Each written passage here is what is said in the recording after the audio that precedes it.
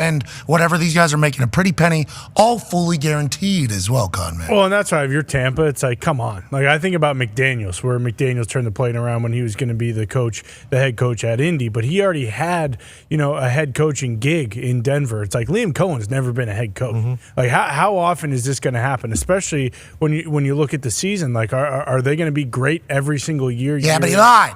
Yeah, I understand that, and maybe that's part of it, but I mean, that's business, baby. He lied. Sorry. Same with Ben Johnson. Like, he's never been a head coach, too. Yes, I know, I get it. Everyone's pissed that he went into the division, but if he felt that was the best fit for him, like, that was the best fit for him. He earned that. Yeah. Detroit Lions fans kind of got off the hook because how mad Tampa Bay Buccaneers fans were. Oh, yeah. And then Liam Cohen's wife coming out and being like, our son is battling an autoimmune disease. We're in the hospital throughout a lot of this, so maybe there's some miscommunication as well.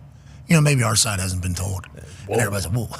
Oh. We hope the kid's okay. Sorry, Mrs. We Cohen. apologize, and congrats on $60 million. Okay, instead of the $15 million, whatever it was supposed to be. But nonetheless, no matter how pissed off Tampa is, they have to find a new offensive coordinator. That's back-to-back years they've had to do that because Baker Mayfield, so damn good. Let's talk about a situation that wasn't great, the end of the Baltimore Ravens season. Now, with 1:33 left in the game, Lamar Jackson and the Baltimore Ravens went for 2 to tie it up against the Buffalo Bills. Buffalo Bills still had a couple timeouts. Mm-hmm. Josh Allen still playing like Josh Allen. But to tie the game, Lamar Jackson tried to throw a little out to Mark Andrews. He drops it, a little behind, whatever the case. The world started burying Mark Andrews, obviously, immediately. Mark Andrews, if he continues to go in the path that he's going, he's going to have to win a Super Bowl, obviously. A potential Hall of Fame tight end. What him and Lamar Jackson have done, absolutely impeccable. He's a captain of that Baltimore Ravens team. He had a touchdown like 6 or 7 straight games for the Baltimore Ravens. One of their pillars, one of their great players, has this drop. Obviously, Lamar says he should have thrown it better. It's on all of us. But the big story is there's 1:33 left. Is Josh Allen going to go down the field and kick a field goal? Probably. I like to think probably. But maybe Lamar gets a chance to answer again. Anyways, Mark Andrews didn't talk to the media afterwards, didn't talk to the media on Clean Out Locker Day in Baltimore. Instead, he waited for a post on Instagram that he put out. It's impossible to adequately express how I feel. I'm absolutely gutted by what happened on Sunday. I'm devastated for my teammates, my coaches, and Ravens fans. I pour every ounce of my being into playing at the highest level possible because I love my team and the game of football like nothing else. That is why it has taken me until now to collect my thoughts and address this publicly. Even though the shock and disappointment are unlike anything I felt before, I refuse to let this situation define me. I promise that this adversity will only make me stronger and fuel us as we move forward. I think everyone who has shown me and our team genuine support these past several days, despite the negativity, which there was a lot, I've seen heartfelt love and encouragement, including from those who have generously donated to Breakthrough T1D organization, which is a type 1 diabetes foundation that I believe we donated to as well because he scored a touchdown in 5 straight games. Even when the moment seems darkest, perspective can reveal that there's still a lot of light in this world. I'm now going to do my part to bounce back and contribute to it. That was great to read. I'm happy for you, Mark. Yeah. You don't have to answer anybody. He felt terrible about it. Yeah. I mean, that ball not secured is very abnormal for Mark Andrews football. I appreciate him addressing it. There was a lot of media people going, hey, he needs to talk to us. Doesn't he need to answer? Oh, yeah. To me.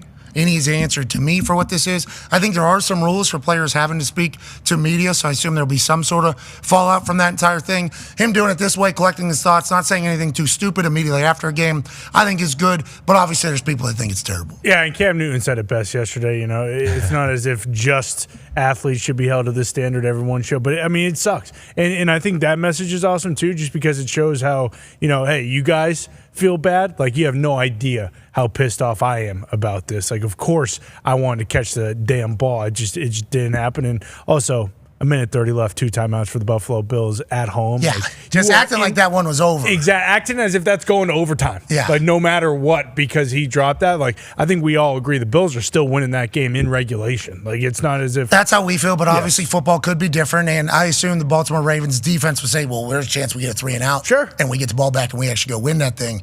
Nonetheless, it ends up not working out. I agree with you, though. I think Josh Allen goes down. Tyler Bass probably kicks one through. They win it. That's not how Ravens fans feel. Ravens fans also understand how important Mark Andrews has been to that team. I think it's more so people that are like kind of at a 30,000-foot view that were trying to kill him and wanted to hear from him. Yeah, I'm sure there is some Ravens fans, because there's fans like that in every single fan base. The lunatic fringe, if you will. Shout out Kirk Herbstreit. Shout out Kirk. But hopefully the majority of them do, because he's their all-time leading touchdown scorer in the history of the franchise. Like, Mark Andrews is an incredible player. Obviously, he wanted to catch that football. Obviously, he didn't want to, fumble that ball earlier in the game. But we say this all the time. Like, yes, those plays stand out, but those were not the only plays that the Ravens, didn't make or didn't make a mistake on in that game. So, yeah, I feel bad for Mark Andrews. I'm sure he feels a lot worse than anyone else could feel at him. So, yeah, it's going to be a great offseason for Mark Andrews. Obviously, anytime that's the final taste in your mouth going into an offseason, it's going to be a little bit more motivating. Not that he hasn't been a pro his entire career. He has. That Baltimore Ravens team going to continue to get hungrier. A lot of people watch this. Yeah. A lot of people watch this. Numbers are out. 42.2 million average viewers for Ravens Bills. The battle of Lamar and Josh Allen. Inevitably, the Bills win by 2. And then the national championship, Ohio State Notre Dame, averaged 22.1 with a peak at 26.1 million viewers. Obviously, congratulations to football dominating. Let's go. Dominated. Whenever it comes to linear television and TV as a whole, football is really the only thing that's driving any numbers for linear television and everything like that. There's entire businesses trying to be built to get to that someday. The NFL is here and only climbing. College ball, though, down, they said, from last year to this year. Is it college football fatigue? Was it the timing? Obviously, it was Inauguration Day. There was a lot going on Monday, Martin Luther King Jr. Day. It was a longer season this year. What do you think it is? Or are we just in a new world where maybe not as many people are watching TV and they're getting it from other places, Ty? I think that's certainly a part of it. There are just so many options, and I think fatigue is definitely a part of it. I mean, we talked about it, like, that is such a long season. It is. And even though those games, like each one that we went week after week and was like, wow, this is an incredible matchup, like, it does wear on you a little bit, especially when it's sandwiched in between, or around playoff football. But also, like, ESPN's cable. It's not basic. Now, granted, the NFL is, regardless of what it's on, it's going to draw numbers like that because it's king. But if the national championship was on CBS or NBC or something like that, I'm sure the numbers would have been absolutely astronomical. But it's on cable. Not everyone has cable. You have to go find it if you're not already watching it.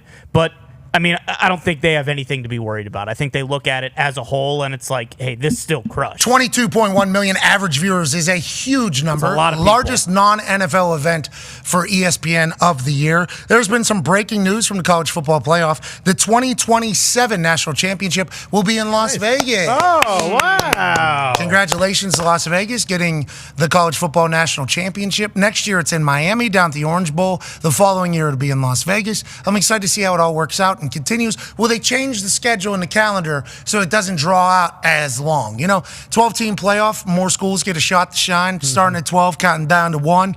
That's how they crown a CFP National champion. But it did kind of linger, seemingly, much longer than anybody could have imagined. This one is on Monday, January 25th, 2027. Excited to see how they combat that going forward. I just looked up to Ty's point because I was wondering, beginning in 2027, ABC will simulcast the College Football Playoff National Championship with ESPN. We assume it'll be gigantic, because obviously that game's on CBS, which if you have bunny ears, you can see it. And also, I don't want to say this yet again, but these numbers.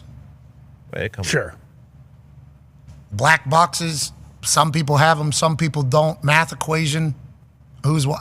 There's 11 different ways to watch, we said on Monday. So how are they tracking everything? Also, cable, YouTube TV, Hulu. How do they track everything? Like Your phone. I don't know how. TV. Fubo. I have YouTube TV and Hulu. I'm about sick of Hulu not letting me log in. This is your home base. You can only move your home base 4 times. Well, what the fuck do I got a streaming platform for if I can't log in? It's Isn't that the whole point? Isn't that what I'm doing? I'm trying to cut the cable so I can log in. Well, you've changed 4 times. It's like, no shit. I'm on the move. YouTube TV just kind of lets me do whatever. They do. That's why I got this thing. The GOAT.